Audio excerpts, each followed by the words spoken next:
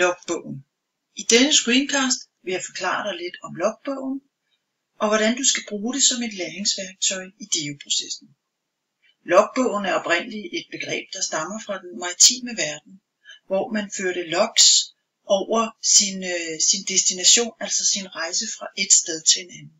Man brugte den til at optegne sin destination, sin kurs, sin fart, vejrforhold og uregelmæssigheder eller andre forhold, der havde betydning for rejsen. Og på samme måde som man bruger logbogen, blandt andet i den maritime verden, så er det meningen, at du skal bruge logbogen på din rejse eller din proces undervejs, mens du skriver DIU. Hvad er så en logbog? Ja, som sagt, så har vi gennemgået, hvad det vil sige i den maritime verden. Men i en læringssammenhæng, så er der nogle specielle præmisser, der gælder. For det første kan man sige, at når du skriver logbog, så er det tænkeskrivning. Tænkeskrivning, det er en genre for sig. Det er en genre, du bruger til at hjælpe dig med at strukturere og holde fast i dine tanker. Og det er rigtig vigtigt undervejs i en DIU-proces, hvor du skal arbejde selvstændigt med at fordybe dig og finde en problemformulering og udarbejde en synopsis. Det er altså vigtigt, når du skriver en logbog, at du bruger tænkeskrivningen til at undres, til at observere, til at registrere og reflektere. Og hvad skal du så undres og observere og registrere og reflektere over? Ja, du skal selvfølgelig undres og reflektere over de elementer, der indgår i DIU.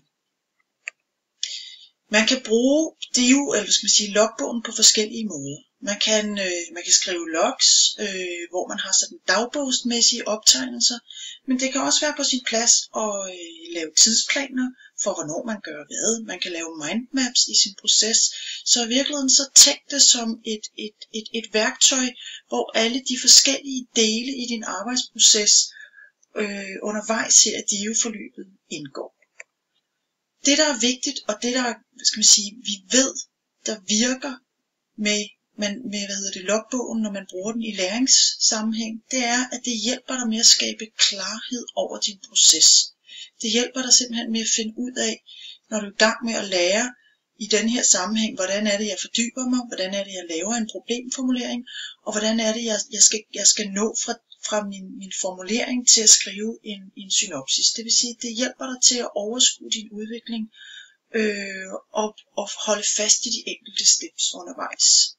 Samtidig så kan man sige, at den ene ting handler om din egen individuelle udvikling, men samtidig så fungerer logbogen også som et arbejdsredskab, som er åbent.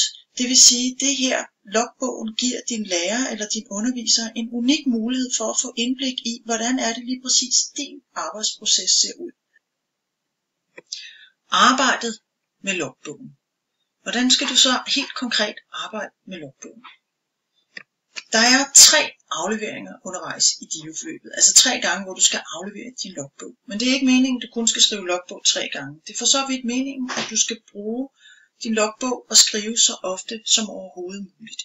Logbogen er det værktøj, hvor du tænkeskriver, og det er samtidig et redskab, som du skal bruge til at understøtte din arbejdsproces. Husk også, at logbogen er et åbent værktøj, det vil sige, brug den, tænk din vejleder ind i logbogen. Hvis der er steder, hvor du sidder fast, så formuler de spørgsmål, du har til din vejleder. Det hjælper din vejleder med at give dig feedback og understøtte din proces bedst muligt. Til din logbog, der ligger der en skabelon her på DIU-sitet. Du kan bruge den skabelon, eller du kan udarbejde din egen. Det er sådan set ligegyldigt. Det vigtige er, at du laver en logbog, og den fungerer, som jeg her har skitseret. DIU-processen. Som sagt, så skal din logbog understøtte din udvikling undervejs i DIU-forløbet. Det er således også meningen, at du i din logbog skal forholde dig til de forskellige dele i DIU-forløbet. For det første er der undervisningen.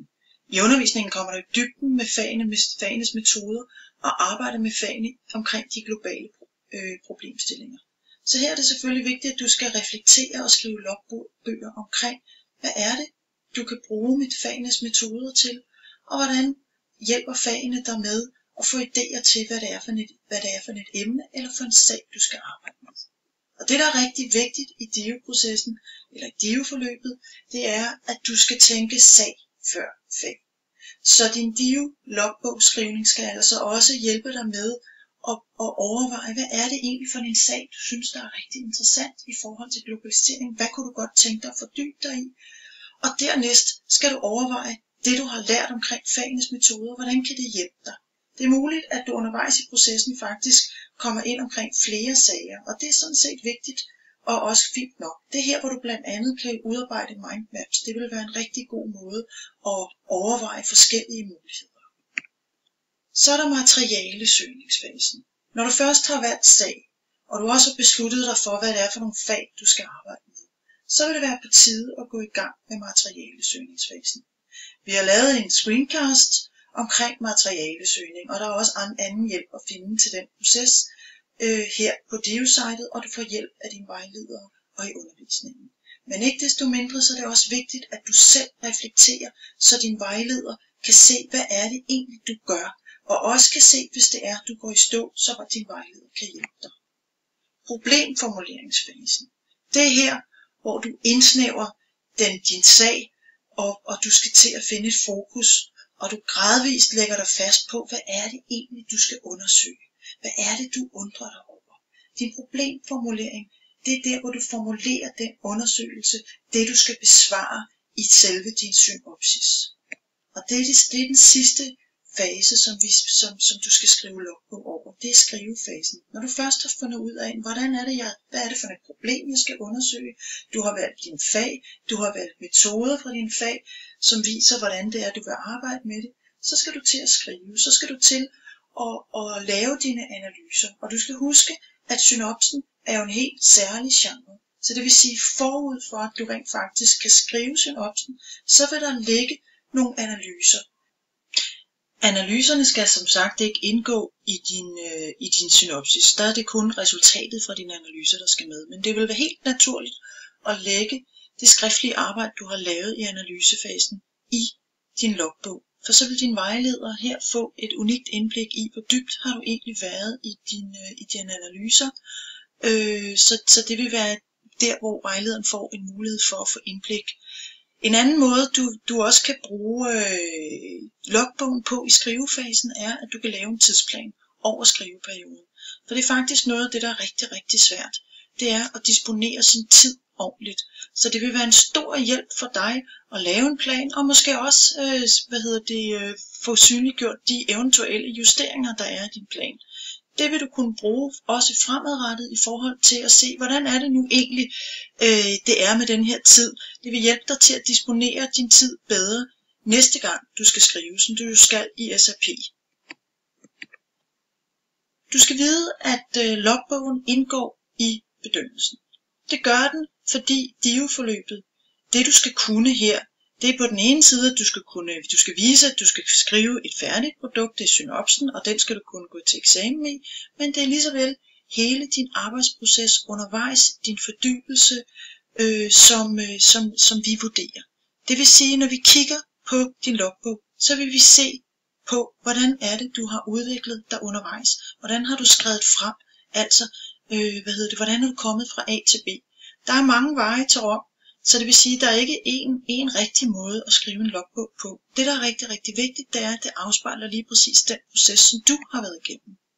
Det vi også kigger på, når vi bruger logbogen i bedømmelsen, det er din selvstændighed. Hvor god har du egentlig været til at disponere dit arbejde? Hvor god har du været til at lave din materialesøgning? Hvor god har du været til at undre dig og stoppe op og reflektere på de forskellige niveauer i DIU-forløbet.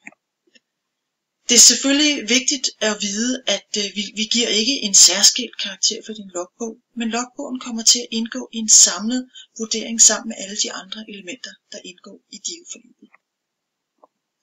Her på sitet, der kan du finde inspiration til på de forskellige steps, der er undervejs i DIU-forløbet, til hvad det er for nogle spørgsmål, du kan reflektere over.